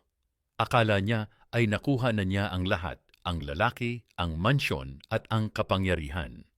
Ngunit hindi niya alam na ang lahat ng iyon ay bahagi lamang ng isang malaking bitag na inihanda para sa kanya. Ang bawat hakbang na ginawa niya patungo sa tuktok ay bawat hakbang din pala patungo sa kanyang sariling bangin. Habang naghihirap si Bianca sa loob ng selda, si Liana ay nakaupo sa loob ng kanyang penthouse, dahan-dahang pinagmamasdan ang mga bituin sa labas ng bintana. Hawak niya ang isang ulat tungkol sa pagkakakulong ni Bianca. Wala siyang naramdamang saya sa balitang iyon. Tanging isang malalim na buntong hininga ang kumawala sa kanyang mga labi. Ang hustisya ay nakamit na, ngunit ang paghihilom ng kanyang puso ay isang mahabang proseso pa. Chairman, mukhang tapos na po ang lahat para sa kanila, wika ni Gabriel habang naglalapag ng isang tasa ng mainit na tsaa sa mesa. Wala na pong balak lumaban si Bianca at si Marco, balitang nakatira na lang sila sa isang maliit na kwarto sa labas ng lungsod. Tumingin si Liana kay Gabriel at sa unang pagkakataon nakita niya ang tapat na pag-aalaga sa mga mata ng kanyang assistant. Sana nga, Gabriel, sana ay matuto na silang mamuhay ng may katotohanan gaano man ito kasakit. Ngunit bago pa matapos ang kanilang pag-uusap, ang emergency phone sa mesa ni Liana ay biglang umaling-aw-ngaw. Ang pulang ilaw nito ay kumurap-kurap, isang hudyat ng hindi inaasahang pangyayari. Mabilis itong sinagot ni Gabriel. Naramdaman ni Liana ang biglang panlalamig ng kanyang mga kamay nang makita ang pagbabago sa mukha ni Gabriel. Ang kanyang assistant ay tila nanigas. Ang kanyang mga mata ay nanlaki sa gulat habang nakikinig sa kabilang linya. Chairwoman, ang nanginginig na boses ni Gabriel ang bumasag sa katahimikan ng gabi. May nagulat po mula sa security ng lumang mansyon. May nakita silang anino na pumasok sa likod ng bahay at pagkatapos may nagtangkang sunugin ang mansyon. Ang apoy ay mabilis na kumakalat sa unang palapag. Tumayo si Liana, ang kanyang puso ay tila gustong tumalon palabas ng kanyang dibdib. Sa kabila ng lahat, nandoon pa rin ang kanyang mga alaala sa loob ng bahay na iyon. At higit sa lahat, alam niyang may isang taong hindi pa tuluyang nakakaalis sa paligid ng lugar na iyon. Sino ang nandoon, Gabriel? Sino ang nagtangkang gumawa niyan? Ang bulyaw ni Liana habang mabilis na kinukuha ang kanyang coat. Hindi pa po sigurado, ma'am, pero ang sabi ng bumbero, may nakita silang matandang babae na pilit na pumapasok sa loob ng nagniningas na bahay para kumuha ng isang bagay. At si Marco, pumasok din siya para iligtas ang kanyang ina. Naramdaman ni Liana ang paghinto ng mundo. Ang mansyong naging simbolo ng kanyang paghihirap ay tila magiging libingan na ngayon ng mga taong minsan niyang itinuring na pamilya. Ang amoy ng sunog na kahoy at ang makapal na itim na usok ay sumalubong kay Liana bago pa man tuluyang huminto ang kanyang sasakyan. Ang gabi ay naging kulay kahel dahil sa naglalagablab na apoy na tila isang dambuhalang hayop na dahan-dahang lumalamon sa mansyong De Vega. Ang bawat kislap ng apoy ay tila isang bahagi ng nakaraan ni Liana na unti-unting nagiging abo sa harap ng kanyang mga mata. Chairwoman, huwag po kayong lalapit, masyadong mapanganib. Ang sigaw ni Gabriel habang pilit na humaharang sa harap ni Liana. Ang init na nagmumula sa mansyon ay tila sumasampal sa kanilang mga mukha, sapat na para matunaw ang kahit anong tigas ng kalooban. Sa gitna ng kaguluhan, nakita ni Liana si Marco. Lumabas ito mula sa makapal na usok, ubo ng ubo, at ang mukha ay punong-puno ng uling. Pasan-pasan niya ang kanyang ina na si Doña Esmeralda na tila wala ng malay. Ang taksido ni Marco ay sunog na sa bandang balikat at ang kanyang mga kamay ay may mga pasong dulot ng pilit na paghawi sa mga nagniningas na debris. Bumbero, tulong, ang nanay ko! Ang paos na sigaw ni Marco bago siya tuluyang bumagsak sa damuhan, bitbit ang bigat ng matandang babae. Dali-daling lumapit ang mga medical team para asikasuhin ang mag-ina. Si Liana ay nanatiling nakatayo sa malayo, ang kanyang mga mata ay nakatuon sa nagbabagang pader ng mansyon. Naramdaman niya ang isang matinding kirot, hindi para sa bahay na kanyang binawi, kundi para sa 5 taon na ibinaon niya sa loob ng mga pader na iyon. Ang bawat alaala ng kanyang pagtitiyaga, ang bawat gabing iniyakan niya sa kusina, ay kasabay na naglalaho sa bawat pagbagsak ng mga kisame. Nang makuha ang malay ni Doña Esmeralda sa tulong ng oxygen mask, ang unang hinanap ng kanyang nanginginig na kamay ay hindi ang kanyang anak, kundi ang figura ni Liana na nakatayo sa dilim. Liana, ang mahinang tawag ng matanda habang pilit na inaabot ang isang bagay na mahigpit niyang hawak sa kanyang dibdib. Dahan-dahang lumapit si Liana sa kabila ng babala ng mga bumbero. Nang makalapit siya, nakita niya kung ano ang binalikan ni Doña Esmeralda sa loob ng nagniningas na bahay. Hindi ito alahas, hindi ito pera. Ito ay isang luma at sunog na sa gilid na frame, ang kaisa-isang litrato ng kanilang pamilya noong unang taon ng kasal ni Liana at Marco, kung saan lahat sila ay nakangiti pa at puno ng pag-asa. Ito lang ang gusto kong isalba, ang hikbi ni Doña Esmeralda habang ang mga luha niya ay gumagawa ng landas sa madumi niyang mukha. Patawarin mo ako, anak. Ngayon ko lang na-realize na ang tunay na kayamanan ng bahay na ito ay ikaw at hinayaan naming masunog ka bago pa namin ma-appreciate ang liwanag mo. Naramdaman ni Liana ang pagbagsak ng kanyang sariling mga luha. Ang galit na matagal niyang kinimkim ay tila sumama na sa usok na itinatangay ng hangin. Sa gitna ng trahedyang ito, nakita niya ang isang bahagi ng kanyang sarili na handa na ring magpatawad, hindi para sa kanila, kundi para sa sarili niyang kapayapaan. Niyakap ni Liana ang matanda sa gitna ng amoy ng usok at abo. Ito ay isang yakap na walang halong pait. Isang yakap ng pagtanggap na ang lahat ay may katapusan. Tumingin siya kay Marco, na ngayon ay nakatingin din sa kanya ng may malalim na pagsisisi. Wala nang kailangan pang sabihin. Ang apoy ang tumapos sa lahat ng kanilang mga pagkakamali. Habang unti-unting naaapula ng mga bumbero ang huling kislap ng apoy, ang Mansyong de Vega ay isa na lamang kalansay ng nakaraan. Ngunit sa gitna ng mga abo, isang bagong uri ng liwanag ang nagsisimulang sumikat, isang liwanag na hindi nanggagaling sa kuryente kundi sa pag-unawa at paghilom.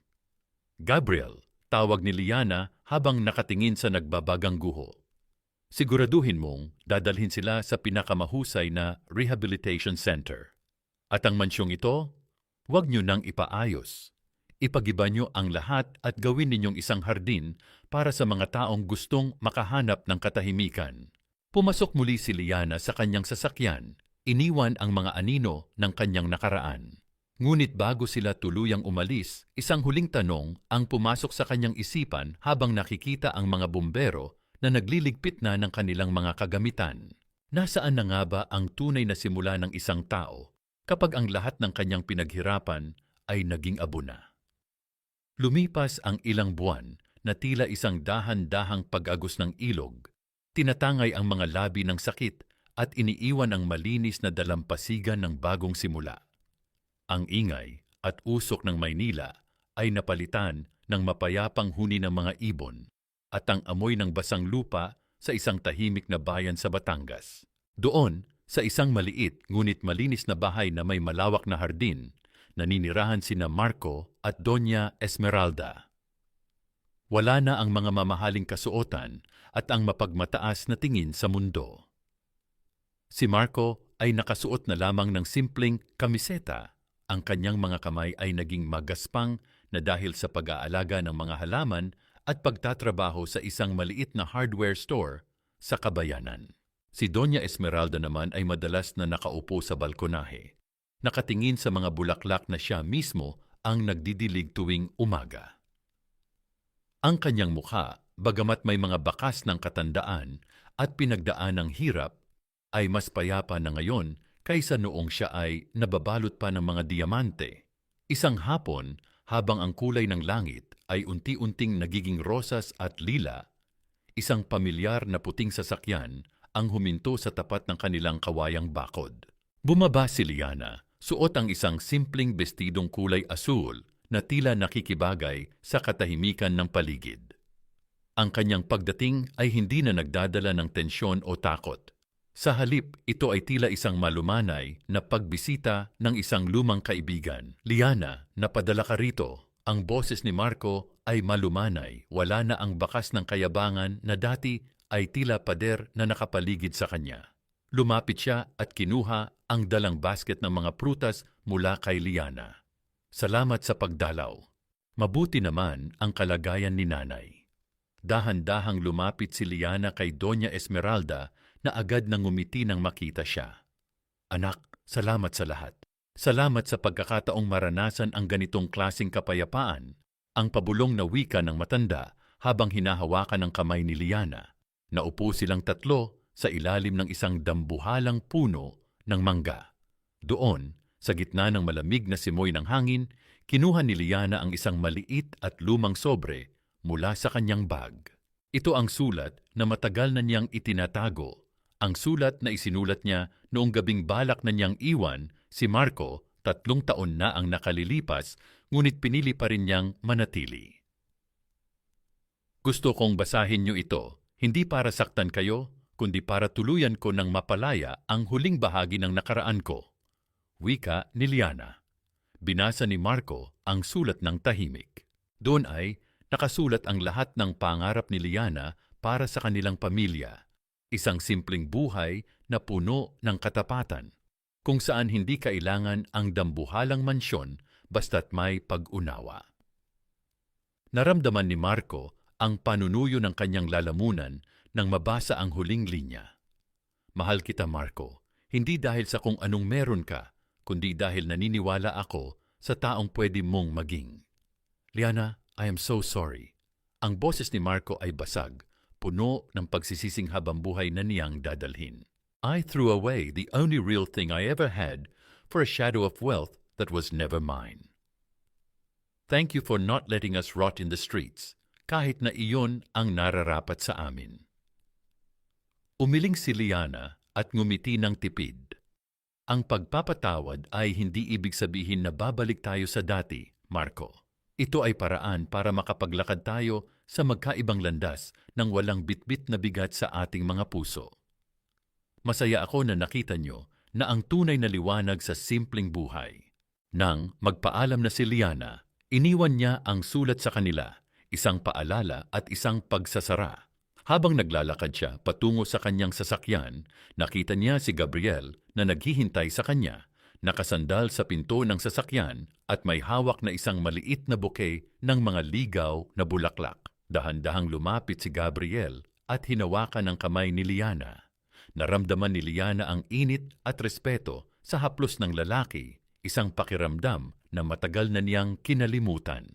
Sa ilalim ng mga unang bituin na nagsisimulang magpakita sa langit, huminto sila sa gitna ng kalsada. Liana, ang boses ni Gabriel ay mababa at puno ng sinseridad. You've spent so much of your life lighting up other people's homes while yours was in darkness. Ngayon, hayaan mo naman na ako ang maging katuwang mo sa pagbuo ng isang tahanang puno ng tunay na liwanag. Inilabas ni Gabriel ang isang maliit na kahon. Hindi ito ginto, kundi isang singsing na may disenyong tila mga ugat ng puno na nagkakaisa. Hindi ko maipapangako ang isang mundong walang problema, pero maipapangako ko na hinding-hindi ka na muling maglalakad ng mag-isa sa ulan. Naramdaman ni Liana ang pag-apaw ng kaligayahan sa kanyang dibdib, ang uri ng saya na hindi nakadepende sa kapangyarihan o yaman, kundi sa pagiging sapat sa mata ng isang taong tunay na nagpapahalaga sa kanya. Tinanggap niya ang singsing, at sa isang matamis at liyanong halik, sa ilalim ng liwanag ng buwan, ang bawat sugat ng nakaraan ay tila tuluyan ng naghilom. Sa malayo, sa lugar kung saan dati ay nakatayo ang Mansyong de Vega, ang mga bulldozer ay tapos na sa kanilang trabaho. Ang lupa ay malinis na, handa ng tamnan ng mga buto ng mga bulaklak na magiging isang pampublikong hardin. Wala ng pader, wala ng bakod. Tanging ang malayang hangin na lamang ang dumadaloy sa lugar na iyon. Ang sikat ng araw ay dahan-dahang gumagapang sa malawak at luntiang damuhan ng hardin ng pag-asa. Sa lugar kung saan dati ay nakatayo ang matatayog at mapang-aping pader ng Mansyong de Vega, wala na ngayong makikita kundi ang mga makukulay na bulaklak ng gumamela, santan, at mga dambuhalang puno ng nara na nagbibigay ng kanlungan sa sinumang nagnanais ng pahinga. Wala na ang mga bakod na bakal. Pinalitan ito ng mga bukas na landas na nag-aanyaya sa mga tao na pumasok at makaramdam ng katahimikan. Naglalakad si Liana sa gitna ng hardin, bitbit ang kanyang 2 taong gulang na anak na si Liwayway. Ang bawat hakbang ni Liana sa malambot na damo ay tila isang pasasalamat sa lupang minsan niyang diniligan ng kanyang mga luha. Nakasuot siya ng isang simpleng puting bestida at ang kanyang mukha ay nagniningning. Hindi dahil sa mamahaling alahas, kundi dahil sa tunay na kaligayahang nagmumula sa loob. Mama, look, butterfly! Ang masayang tili ng bata habang itinuturo ang isang makulay na paru-paro na dumapo sa isang rosas. Napangiti si Liana at hinalikan ng noo ng kanyang anak. Yes, baby. Parang ang buhay natin, kailangan munang maging uod at dumaan sa dilim bago tayo maging malaya at makakalipad. Pa! Ramdam ni Liana ang isang mainit na haplos sa kanyang likuran. si Gabriel. Ang kanyang asawa ay laging nandoon, tila isang matatag na poste na nagbibigay ng suporta sa bawat sandali ng kanyang buhay. Hindi sila nakatira sa isang palasyo, kundi sa isang tahanang puno ng tawanan, respeto at pag-ibig. Isang tahanan kung saan ang bawat boses ay pinakikinggan at ang bawat pagod ay pinahahalagahan. Handa na ang lahat para sa ating munting salusalo sa Batangas, Liana. Ang bulong ni Gabriel habang kinuha ang bata mula sa kanyang mga bisig. Tumawag si Marco kanina. Sabi niya, namitas sila ng mga sariwang mangga at pakwan para sa atin. Tumango si Liana nang may kapayapaan sa kanyang mga mata. Sa loob ng 2 taon, naging maayos ang ugnayan nila sa mag-ina sa probinsya. Hindi man sila naging magkaibigan sa tradisyonal na paraan. Naghari ang isang uri ng respeto at pagkilala sa mga aral ng nakaraan. Si Doña Esmeralda ay tuluyan ng nakahanap ng katahimikan sa pagtatanim ng gulay at si Marco naman ay naging isang huwarang manggagawa sa kanilang bayan. Hindi na nila hinahangad ang karangyaan. Natutunan nilang ang tunay na busog ay hindi nanggagaling sa mamahaling pagkain, kundi sa malinis na konsensya. Napatawad na ba ni Liana ang lahat? Sa bawat gabi na mahimbing siyang nakakatulog sa tabi ni Gabriel, ang sagot ay oo. Ang pagpapatawad para sa kanya ay hindi nangangahulugang kinalimutan niya ang sakit, kundi pinili niyang huwag nang hayaan na ang sakit na iyon ang magdikta sa kanyang kinabukasan. Ang kanyang galit ay tuluyan ng natunaw, kasama ng abo ng mansyong dati ay kulungan ng kanyang kaluluwa. Huminga ng malalim si Liana habang tinititigan ang bukang liwayway sa abot tanaw.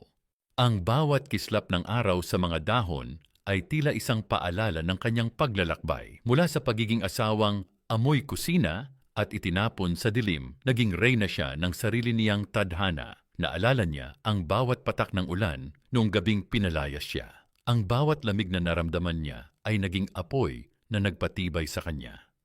Ngayon, naiintindihan na niya na ang tunay na liwanag ay hindi kailanman nakadepende sa isang switch ng kuryente. Ito ay isang alab na nagmumula sa pagpapahalaga sa sarili at sa dangal na hindi kayang bilhin ng kahit anong yaman. Tara na, Gabriel, wika ni Liana habang hawak ang kamay ng kanyang asawa. Marami pa tayong itatanim na mga pangarap sa ating bagong umaga. Habang papalayo ang kanilang mga anino sa hardin, ang bawat halaman ay sumasayaw sa ihip ng hangin, tila bumubulong ng isang huling panalangin ng pag-asa. Ang kwento ni Liana ay hindi lamang tungkol sa paghihiganti o pagbawi ng yaman. Ito ay tungkol sa paghahanap ng liwanag sa gitna ng pinakamadilim na bahagi ng buhay at ang lakas na bumangon muli para maging katuwang ng iba sa kanilang paghilom. Sa dulo, ang bawat patak ng tubig at bawat kislap ng ilaw ay naging saksi sa isang katotohanang habambuhay na mananatili. Ang pusong marunong magmahal at magpatawad ay ang kaisa-isang bagay na hinding-hindi kailanman mawawalan ng ningning.